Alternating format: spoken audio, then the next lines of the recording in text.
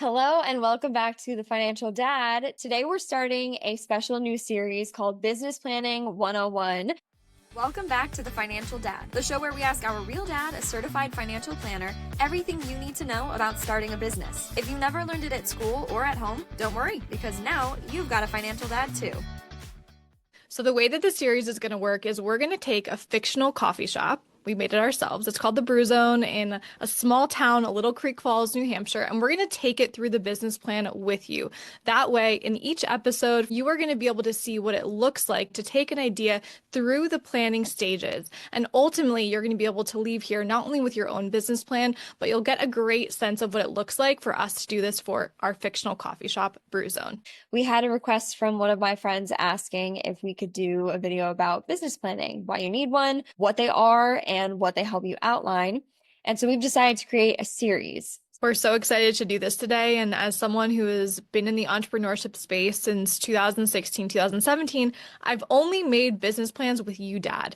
So I really want to ask you all the questions today about what is a business plan, what are the key parts or elements to it, because I have a feeling that many of our listeners and people who watch this series and these videos, they might have heard of one, but they don't really see like why it's important. So let's just start with step one. What is a business plan, Dad? Well, a business plan it's typically a document and it lays out step by step what you envision your business is going to be, why you want to do it, why it's important, how you're going to market that business. So questions like, what will be your ideal customer? How will you differentiate yourself from other competitors? How will you reach your customer and get them to start buying from you? And then after the marketing plan, let's call it the operations part. Okay, how am I going to support all of this? Now I've got customers. How am I going to produce my product? Where am I going to source it from? What will it cost me to do that? Where will I get personnel? What technologies will I need in my store to make it work? What will that cost? Some kind of a budget, so all the operational aspects. At last, it's sort of an action plan. Here now are the things that need to happen in certain time frames to be ready to operate and to have business coming in accordance with a marketing plan to generate revenues. I'll come back to why it's important, but that's what a business plan is in essence. Well, okay, perfect. I'm literally going to ask you, why are they important? And Oh, okay. do you have to have one? No. Like Bridget said, people will go into a business and just kind of, play it by ear and figure stuff out. But why is it important to have a business plan? Well, it's critical to have a business plan in a couple of different situations. First of all, if you want to apply for a loan. Second, if you want to try to find investors. Third, if you want to try to get grants of some kind. And finally, if you want to get your spouse to agree to it, you're going to need some kind of a plan. And to demonstrate that this is a well thought out proposal, that you know how you're going to answer a lot of the questions that would be natural for an outsider to have about the business. And more importantly, in a situation where you are not looking for money or investors or, spousal approval, the purpose of the business plan is to demonstrate to yourself that you have thought through what you anticipate is going to happen and when, and that you are prepared financially, operationally, from a personnel standpoint, from a marketing standpoint. You are prepared to execute that plan and move the business forward. So that's why it's very important to have it. So do you think you need one if you're just a freelancer, or are there specific people or businesses that will benefit more from setting up a plan like this? Okay, so let's take a freelancer, someone who has worked in a variety of companies in the past and decides that they want to be an independent contractor, not an employee anymore, doing something very similar to what they've done as a corporate employee, but wants to do it as an independent contractor, consultant kind of a thing. The marketing plan there may be very simple. I'm going to call my last 5 bosses and make them aware that I'm now doing this, and I'm going to ask them if they can send some work my way. And that may be the whole plan.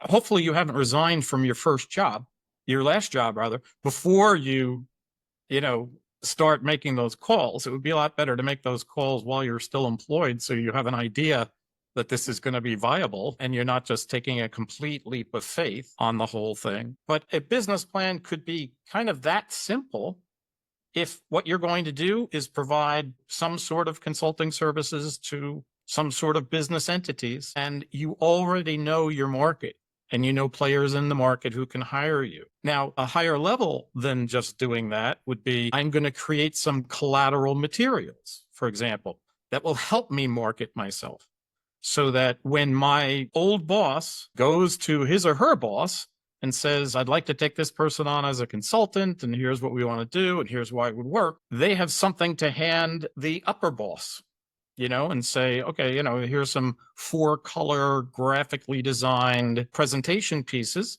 about the business. So, that would be a second level of a business plan, would involve, okay, I'm going to need some collateral materials, some marketing pieces. A third piece of it could be, I'm not going to stop at the 5 phone calls of 5 former bosses, the contacts that I have, let's say, in my industry. I am going to Google every small business within 10 miles of me, see if I can't get names and addresses or email addresses or whatever. And I'm going to undertake an email campaign to businesses in my area to try to build business as well.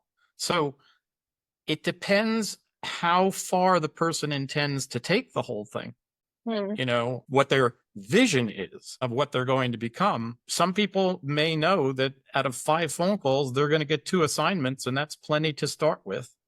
And they'll just continually look for more business once they've got those 2 assignments underway, and they may not need a formal plan. But that's pretty rare. Most people are looking to build something that's going to involve marketing, and marketing to current non-customers, current people who don't know who they are. And they're going to have to build a base of customers from the ground up, whether it's an online business, an influencer business, or a coffee shop. They're going to need a plan. They have to at least think out, how am I going to do this? What is it going to cost me? Do I have the money for that? And that's what business planning is about when you come right down to it. And I'm just reflecting on the times I have done this with you. It's been very revealing to have a plan, because it does allow you to think through all of the steps that you don't always think through. I think a lot of people listening to the show likely have a great idea and they're really inspired about something or really passionate about something, but they haven't necessarily thought about the logistics of, you've mentioned personnel or technology or marketing or sales or funding. There's other pieces to the puzzle that I think are left out. So it's really our intention with this series to make things really simple and break it down with you step by step. So my next question is, how do you know when you're ready to actually start a business plan or start planning a business? Is there anything I should have done prior to getting to this step? Well, most people who start a business usually starts with an idea, right? Sometimes the idea is, for example, I love to make food. I should start a restaurant. Okay. That's not necessarily a good way to start a business. A better way to start a business is, there's no coffee shop within 5 miles of this area where there are a lot of people. I think that'd be a great place for a coffee shop. And I know my friends would like to have a coffee shop. I think I'll open a coffee shop. So in other words, don't go from, I have a product or a service and I'm going to find a market for it. Look for a need in a market and provide a product or service for it. Okay. So you need to have kind of thought that part through. Is there a need that I'm meeting, or am I throwing another restaurant into a crowded restaurant market, which is often a recipe for failure, unfortunately. So you need to have thought that through. Okay. Then you need to have thought through, how would I provide this service? Why do I think this is a good idea? And how would I fund it? What am I going to need besides myself here in terms of people, or technologies, or relationships, or vendors, suppliers? Getting down to some detail level is important. And most important, though, probably is the marketing aspect of it. Because most small businesses fail for a lack of capital, and they fail because sales don't come in as fast as money goes out. Yeah. And as a result, they go broke. And a lot of people who start a business don't think of themselves as marketers, but you have almost no other real job when you start a company than to market the company, to bring in revenue to the company. It is the lifeblood of a business entity. So you should really have given a lot of good thought to how you're going to market it and get customers and get revenue coming in as soon as possible. And so I would say those are things that before you start the actual plan, and if you have those things, you're probably pretty much ready to now, let's call it, memorialize this thinking into a concrete business and action plan. Well, it's interesting to we're talking about all of the different logistics and pieces that you need to have thought through or at least considered and thought about. And I know a lot of creatives are probably just going to be thinking about their little piece of the pie, but it's like when you are the business creator, you're starting the whole business, you do need to be thinking about all of the other pieces that are going to go into it. So I think that's really helpful. I want to bring this back around to our coffee shop, the Brew Zone.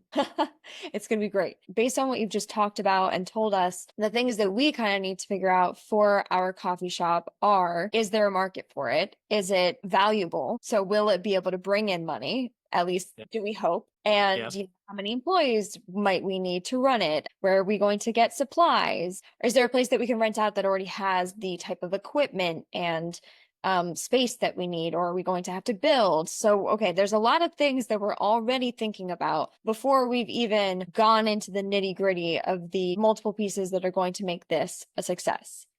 So with that in mind, if you are someone who is listening to this because you are interested in creating your own business, you have an idea that you want to bring to life, here's your action step, okay? Before we actually start with the first piece of the business plan, which we're going to cover in the next episode, I want you to sit down with your idea and figure out, okay, what is your business? Where is it? What is it called?